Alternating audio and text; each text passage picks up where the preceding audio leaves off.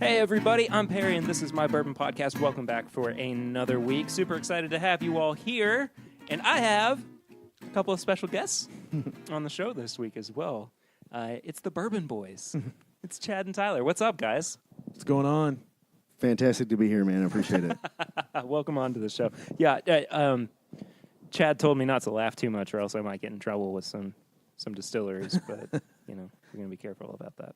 I think we're just going to jump pretty much right into it. So here's how this is going to go. This episode is actually going to be the first of a two-part crossover episode is what we were kind of calling it. Yeah. Right? So after you finish this episode, head over to Chad's feed at the Bourbon Boyz podcast, and you can check out part 2 where we're going to be doing a Four Roses. Are they all different recipes? There's between the 10, there's all 10 recipes in these samples. Holy crap. Okay. So we're supposed to decide what we think it is and score it. All right, great. So we're going to do a Four Roses blind sample set over on the Bourbon Boyz podcast. But before we do that, I brought good stuff. And everybody always says that. oh, by the way, I brought you a little gift.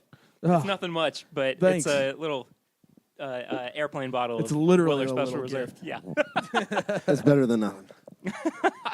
I've been finding oh, nice. Check that out. So we have We brought you a little gift. Yeah, we have a wax top mini from Bourbon 30 that's super unique. So Yeah, no kidding, dude. That is so cool. Yeah.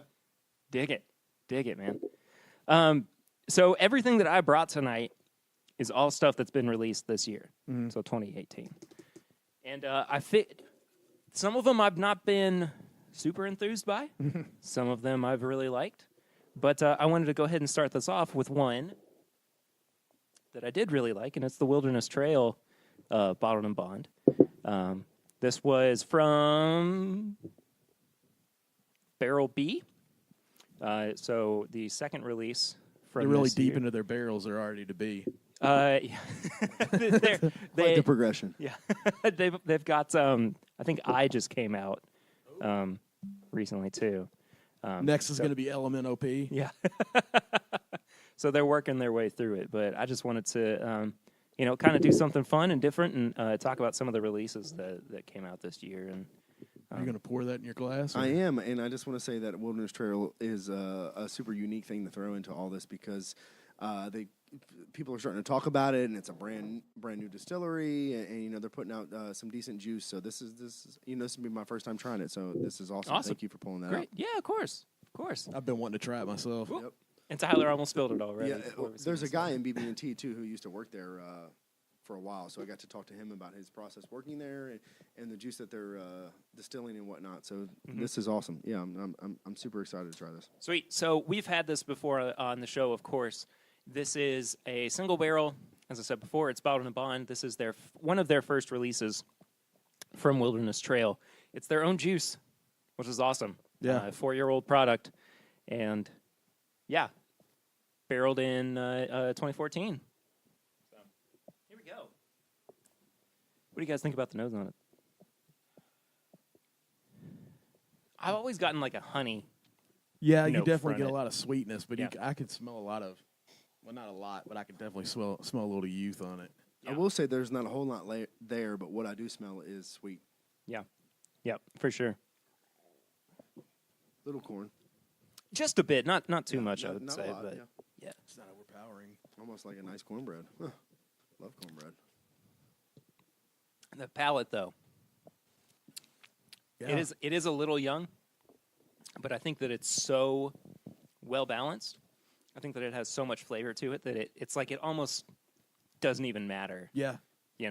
So where some of the youth shines through. Yeah, I really didn't even get a whole lot of youth on it. At the beginning. Palate. Right at the beginning, and then it kind of goes away.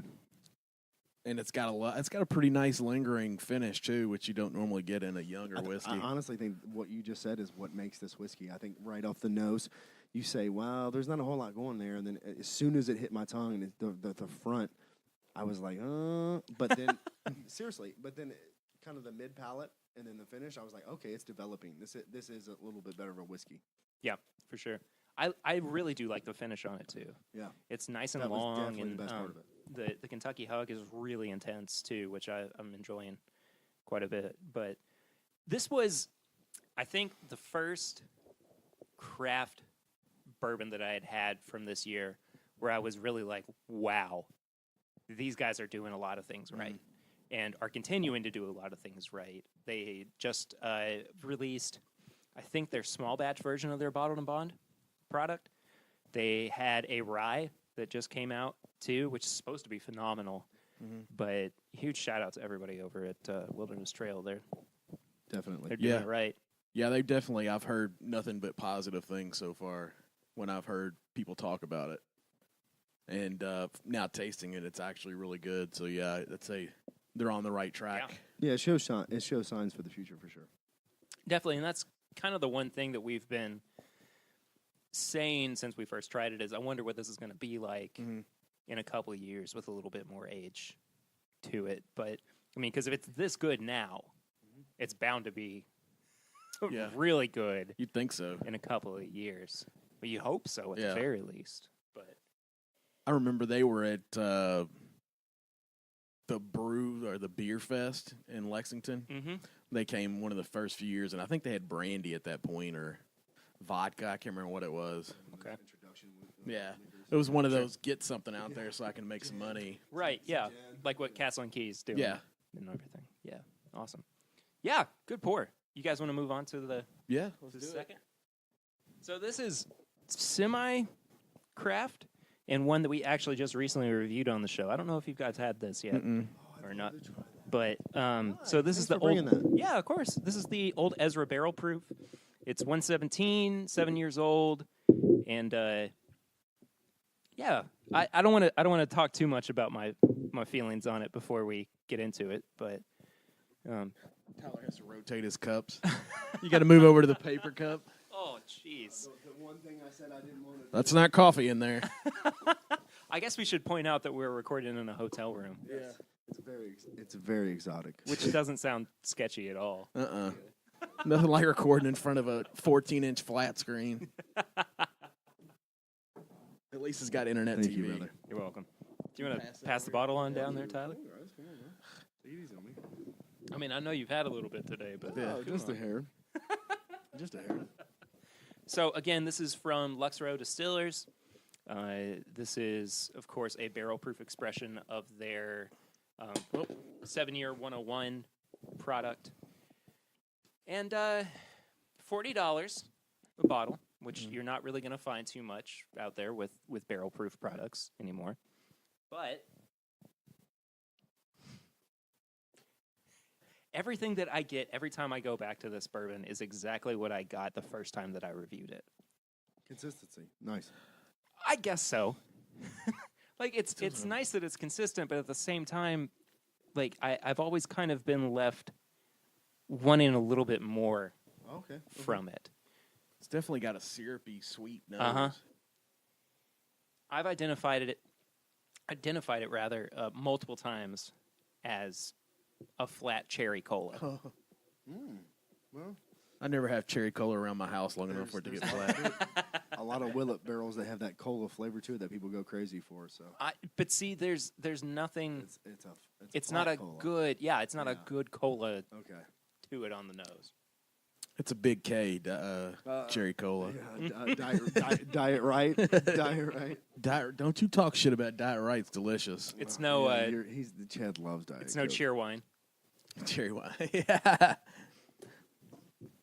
Yeah, man. I just see that face right there that you just made, Chad. Yeah. You just made the I'm not sure about this It face. doesn't taste like 7 year.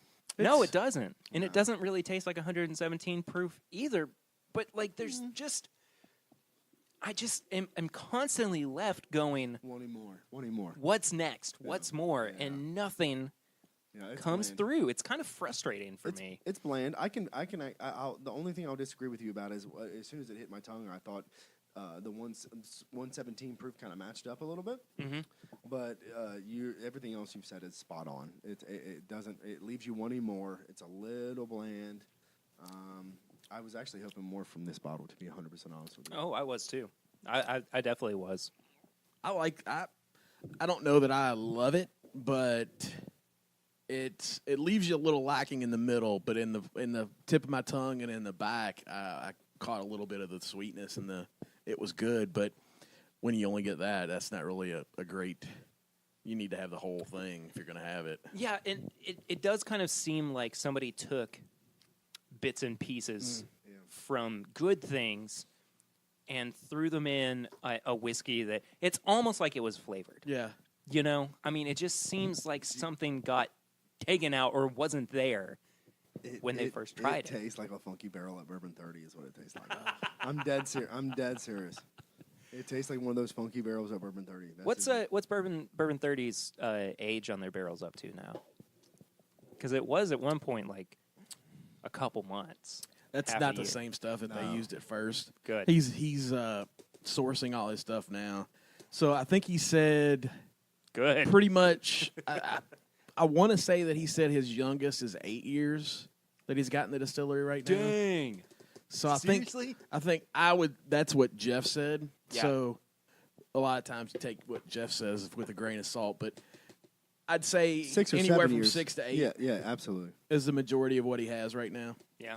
That's awesome. Yeah. Good. Because, I mean, for a while, I didn't Yeah. like it very much. Well, my buddy Ben Pickett went on the Beast Pick with us, and his main thing was he went to a tasting or something they had really early on when they first started. And you and I and everybody else knows when Bourbon 30 hit the shelf, it was garbage. No So good. bad. No So good. bad. And it was like 2-month-old finished product, but I think he figured out that wasn't going to work. Yeah. So now he's got older barrels in there, Good. and they're still finished. But Well, I'm going to see them here soon, so Very good. that's You should. it's good to hear. 100% you should. Absolutely. No, I'm actually doing an episode from there. Wow. Dude. He So. knows his stuff, and his lineage goes back. Very. I'll make very sure that far. he doesn't share anything on your podcast that he didn't already say on mine. Right. I'll listen through to yours just to make sure. He's done 2 with me so far. Oh, has he? Yeah. Nice. There was supposed to be a third, but he didn't show up. You never know what you get. You just don't. It's Bourbon 30 somewhere. Yeah. That's It's right. always Bourbon I 30. think that's the slogan. You're spot on, Perry. And if it's not, He'll make it. have it. It's yours. So next pour is the Bellmead Cast Strength Reserve. Okay. Nice. I'd love to try. So you guys haven't had this one either. Well, I mean, I doubt that specific barrel. Is this a single barrel? No, it's the reserve, so it's Okay, batch. a reserve. Yeah, and it's batch Well, I'm still down. 9, right? 115 proof. I'm down for that. Do I need to open every bottle Yeah. Can you please do that? My goodness, I want you to do something. This was kind of a sleeper for me this year in like the best of 2018, and Don't it's doubt it. kind of creeping its way up towards being, a strong competitor with everything that's come out this year. Bellmead tends to do pretty good stuff. Yeah, Although I can't get it up in Wisconsin, so I haven't had a barrel of it or a bottle of it in a while. yeah. I would say with Bellmead, they haven't really mastered the consistency, but what they've done is they put out some really fire barrels. Yeah, So absolutely. They put out a lot of stuff that people don't really care for, but they put out some stuff that people are like, wow. Yeah, this is exactly. possibly one of the best MGP barrels I've ever tried. So it really gives them still that recognition in that respect. Yeah. I really wanted to try that Cork Dorks. I think it was an XO finished sherry cask, but it was like Oh, yeah. $120. I was like, I ain't messing with that. That's the only thing. The price of entry is a little rough for me at $120. What's your ceiling then on purchases? Good question. It Great really question. it We've really answered this depends. before. It really depends on what it is, how much I want it. I mean, max I'll spend on a bottle is $150. Yeah. That's just. Right. I don't feel like anything that I can buy is going to be worth $150 to me. That's why I think Kentucky Owl messed up by making their new one $180 or $190. But if they would have made it $150, I was like, I probably would have got one. Sure. Because I got an Owl one. Yeah, and I Owl one's liked it. fantastic. Oh wow, man. I'm an Owl Rye Batch one. Oh, of okay. I course. thought you had a bourbon. I batch have. one from I have had it, but I sold it as soon as I got it. Really? Yeah. Wow. I think I've owned at some time for whatever amount of time at least What are they up to 8 now? Mm-hmm. I Yeah. think I've owned 6 of the 8. Nice. And 8 was really good. And I drank. I like 7. I drank 2, not number 2, but 2 of them. Yeah. 2 of the single barrels. I really like the ones when they did the single barrel, the 3 different ones at the same time. How much of your stuff do you kind of keep around? Depends on what it is. I've got about 40 bottles of sealed Smooth Ambler. Those are that's like my nest egg if I ever need to get a new car or something. Mm-hmm. But most of the stuff now, I get mostly store picks, and I almost immediately open it up. Especially a lot of 1792 foolproof picks. So do you just kind of feel like you're at the point where you've had enough of everything to where you don't have to get like just a bottle of Turkey 101 or just a regular bottle of Buffalo Trace? Or? I can't. I get Buffalo Trace single barrels as my go-to mixer. He loves BT picks. Yeah. But Wild Turkey 101 and all that, I've never been a big turkey fan anyway. I mean, I'm getting more into the Russells now, but I can't tell you the last time I bought something straight off the shelf that wasn't a store pick. Interesting. Yeah. Wow. Huh. I always I love diving into store picks. I really do. But I just as much like having my everyday drinkers around that are just kind of the standards that I can go to. And what would that be? Turkey 101. Turkey 101's up there. Elijah Craig is up there. It used to be, but it's not anymore. Heaven Hill bottled and bond. R.I.P. Well, he and I are in a cost and shipping group that did a blind. This was almost 2 years ago now, and it was maybe 15 different whiskeys, and it was everything from EHT barrel proof to Elijah Craig 18 to all these different whiskeys. And I will say, even though I like Wild Turkey 101, but it's not it's not my favorite. But I will say I want to say when we did that in that group, it was like third. And everything below it was 4 or 5 times its value. Wow. Yeah. So I mean, as much as I am not a huge, I love Russells and I like Wild Turkey, but the 101, I'm not a big fan of it. But that has scored high before in groups that we were in for sure. I mean, there's something to say for consistency, and if that's a flavor you like. Yeah. For me, it's all store picks because I like that variance. I can open up a bottle. It could be complete dog poop, or it could be fantastic. I'm about to go a little bit nerdy on you. Uh-oh. Okay. So the way that I'm not used to that. I got this guy as my co-host. Reckless animal. So the way that I treat store picks is the same way that I treat comic book storylines. So say I really like, the normal Batman line, but if they put out like an alternate universe line, like series for a couple of months, I'm really going to enjoy that. But I also want to have something that I can go back to and kind of gravitate towards. It's just like my home. It's where I feel safe, and I, know it's always going to be there for me. But I also like venturing out and, checking out like the Elseworlds lines or You or have whatever. to But, at some point. yeah.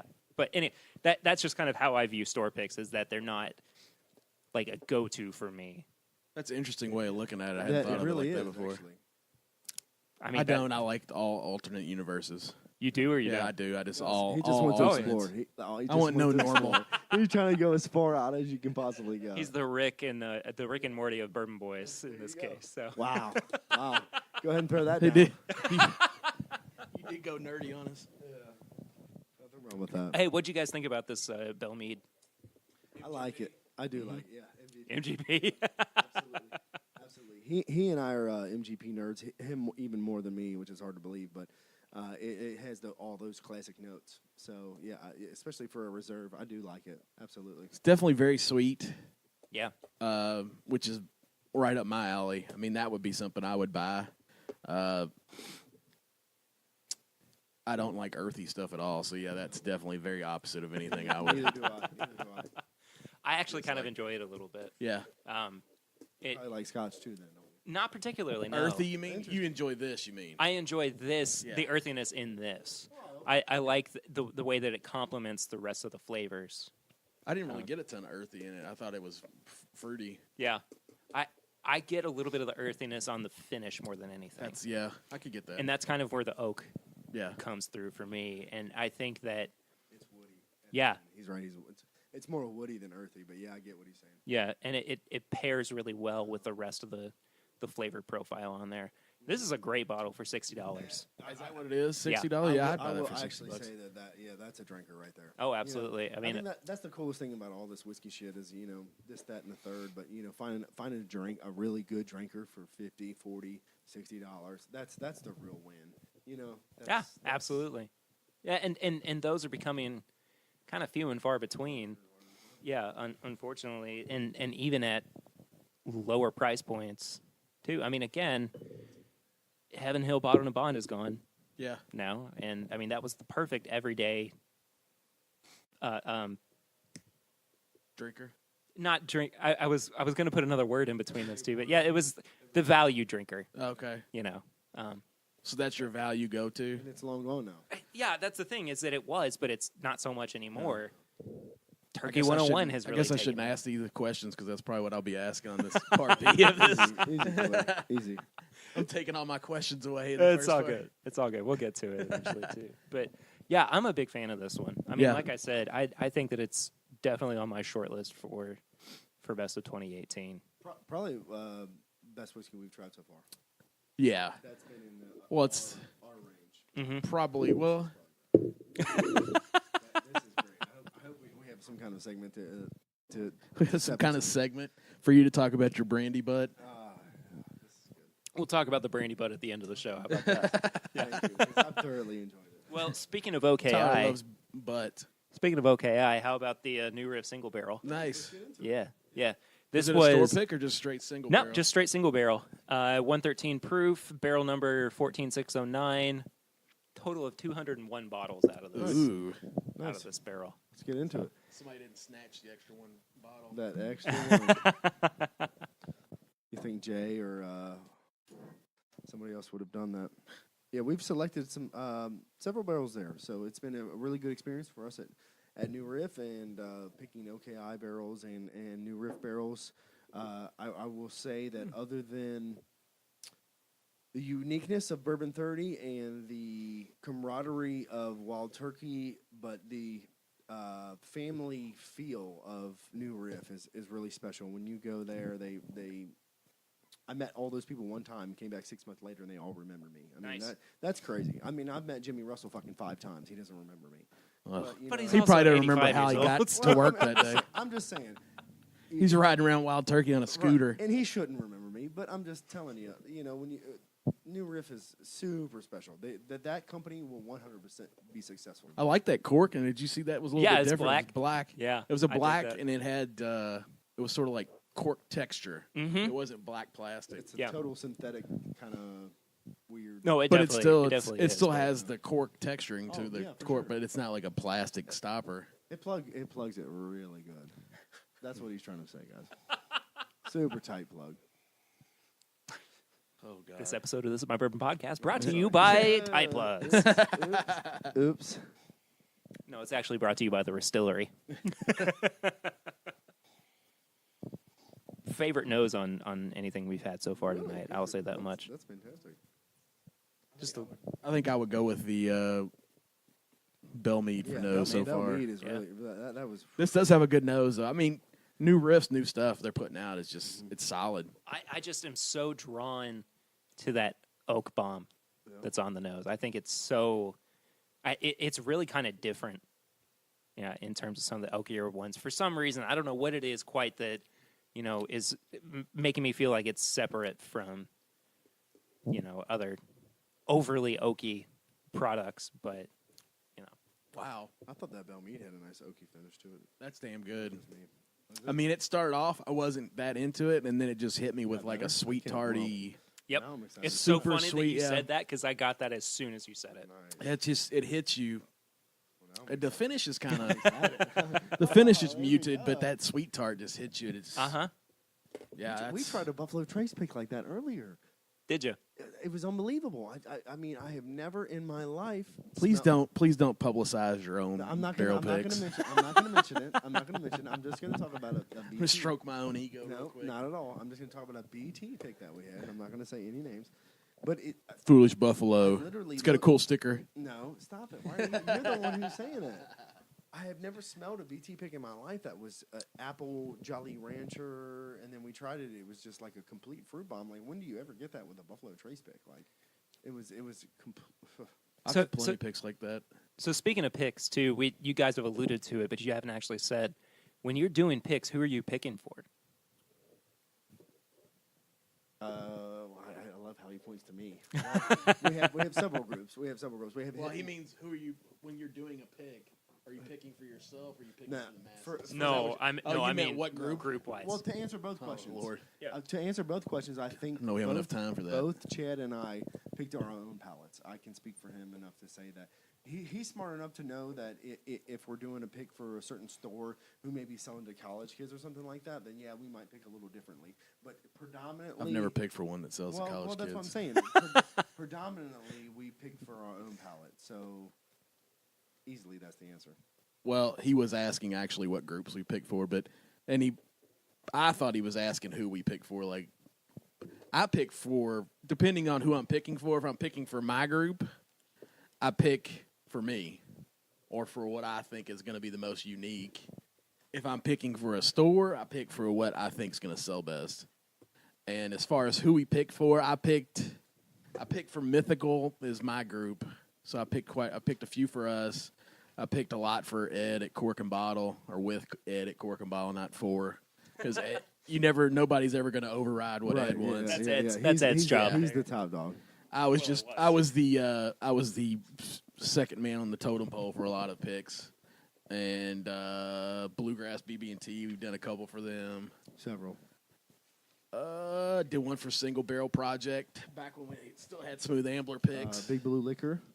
Blue Liquor. Yeah. Well, that was when we did the 8 pick. We did Big Blue Liquor, the Cleveland Bourbon Society, which is fantastic. Fat Unicorn, or whatever Steve Hawk called it. Whatever he came up with. Hefty Unicorn, but it was a rhinoceros. I remember seeing that one around. That was funny. And we did 4 cork and bottles that day. Well, it was the big. We did 8 barrels that day at Smooth Ambler. My goodness. Oh, you can't imagine. Good night. Yeah. We tasted 30 all those barrels. barrels go for 3 or 4 and we times picked more 8. than what they're worth. Well, you can't find a Cleveland Bourbon Society. I got one too, but I got one open still, I think. I don't know if I've finished that one yet or not. It's in that sweet spot too. I think it's like 119 proof, 120, 20, 21. It's right in that range too, where it's like real sweet. Just 20 proof. Oh, I mean, how can you argue with that? No, you can't. You can't. Anyway, sorry. I was just curious about that. Yeah, we did ramble. I apologize. Yeah. I really like this new riff, though. Yes. I run my own podcast, so I tend to ramble a lot, especially when you put a mic in front of me. Because I got this guy and his short answers ass. Oops a daisy. All right, so we've kind of had enough time with each of the things that we've tried tonight. What's been the best so far, or the best period out of all of these? Are we going to rank them or best period? Nah, just best period. I don't think we need to have losers in this situation. Well, there's definitely a loser, but we don't need to say it, I guess. I would say the Bell Mead was my favorite. Yeah. And New Riff would probably be pretty close second for different reasons. Yeah. I totally agree with that. I have to mimic it. I really do have to mimic it. That finish on that is a lot earthier than I remember. Mm-hmm. I kind of want to do, because I've recently gotten into just like homemade blends. Mm-hmm. I'd love to do just kind of a 1-to-1 blend of the Bell Mead and the New Riff single barrel, because I think that the sweetness from the New Riff would complement a lot of the, not astringent, but the kind of, more earthy flavors that I found in the Bell Mead. Interesting. Yeah, that is interesting. Yeah, typically New Riff goes with that high rye, so. Don't throw is that up on Dad's drinking bourbon that always does the blends? Whenever they do a blind, he wants to do a blend. No, that's the podcast. Oh, the podcast. Yeah. Those are the two that I listen to the most. Yeah. And yours, obviously. Well, thanks. Yeah. About the same, pretty much. Yeah. I haven't listened to Bourbon Pursuit in 2 years. Oh, they just did a great episode with the Russell family. Yeah. That came out last week. I think I did listen to that one. Awesome. I really enjoyed it. But it was so funny because Bourbon Pursuit did that episode with them. And that same week, Dad's Drinking Bourbon had their Bruce Russell episode come out. That's a good And I was episode. like, Bruce is cool, dude. Bruce was good. yeah, Yeah, he's great. He's great. he's a funny dude. He's a lot of fun, man. So that kind of about does it for what I have for the show. Guys, thanks so much for being on. I remember part 2 of this is going to be up on the Bourbon Boyz feed. And if people want to find you all on social media, where can they do that? Bourbon Boyz, Facebook. There's BBB. I can't remember the rest on Twitter, but I don't do a whole lot on Twitter. So if you pay attention to that, it's probably mostly me talking to Matt Jones about football. You can just click on your iTunes, Yeah, and type in well, Bourbon we're on Boyz. Stitcher and SoundCloud and all that jazz. It's there. Google Play. Nice. Awesome. Well, again, appreciate y'all being on the show. I'll be over on their feed here very soon. If you want to follow us on social media, it's at MyBourbonPod. On Instagram, Facebook, and Twitter. You can also send us an email. This is mybourbonshop@gmail.com. Bourbonshop.threadless.com is where you can find all of our apparel and merch. And then please become a patron of the show at patreon.com/mybourbonpodcast for as little as $1 a month. That really helps us continue on, keeps us rolling. Guys, one more time, thank you all for hanging out with me tonight.